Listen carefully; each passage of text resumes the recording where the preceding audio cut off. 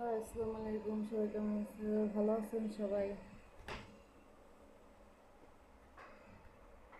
কে কে 10 minute থানা থেকে সবাই ভিডিওটা দেখতেছেন? অবশ্যই সবাই শেয়ার বিষয়টা আপনারা কমেন্টে জানাবেন।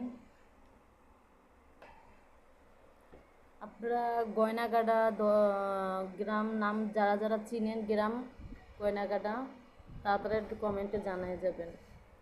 আর খোকা খান আর ইমরান খান নামে কোনো ছেলেকে আপনারা যদি চিনে থাকেন, খোকা খান হচ্ছে আমার শ্বশুর আর ইমরান খান হচ্ছে আমার হাজবেন্ড। তো ওদেরকে যারা যেখানে দেখবেন আমাকে জানাবেন।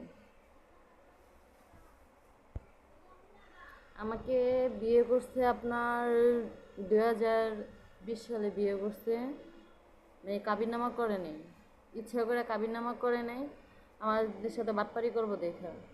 তারপরে যৌতুক নিয়ে অনেক ঝামেলা করছিল। যখন আপনার বিষয়টা যখন তারা ঠিকঠাক করে ফেলাইছে, অন্য জায়গায় সম্পর্কে জড়িয়ে গেছে পরকীয়ায়, তখন অন্য জায়গায় পরকীয়া করে সেই মহিলারে বিয়ে করছে, দুইটা বাচ্চার সাথে বিয়ে করছে আমাকে।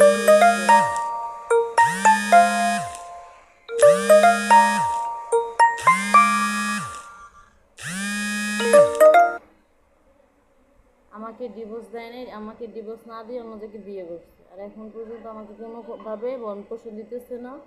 আজকে 6টা বছর ধরে আমার কোনো খোঁজ না খবর না, কিছু না, কোনো কিছু দেয় না।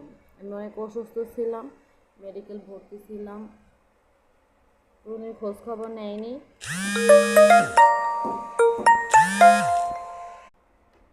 তো আপনারা সবাই আমাকে সাহায্য করুন, যাতে যাতে আমরা কোনোভাবে এটা বিষয়টা আমরা সমাধান করতে পারি। আমাকে ডিভোর্স এখনও দেয় নাই, আমার কাবিননামা করে নেই। আমার কাবিননামা করে ইচ্ছা করে, যাতে পরবর্তীতে আমাকে ছাড়লে কোনো ডকুমেন্ট নিয়ে আমরা দাঁড়াতে না পারি, আর আমরা যেন কোনো টাকা পয়সা যাতে না দিতে হয় আমাদের। এখন আমি আমার পরিবারের একটাই মেয়ে, আর আমার একটা ভাই একটা আছে, আমরা দুইটা ভাই বোন। আমার বাবা আমাদের অনেক কষ্ট করে বড় করছে, পড়াশোনা করাইছে, আইএ পাস করাইছে, আমাদের কলেজে পড়াইছে, আমাদের পড়াশোনা করাইছে, অনেক কষ্ট করাইছে, আমাদের জন্য অনেক কিছু করছে। আমার চিকিৎসার জন্য অনেক টাকা নষ্ট করছে, আমার বাবা অনেক টাকা দিচ্ছে।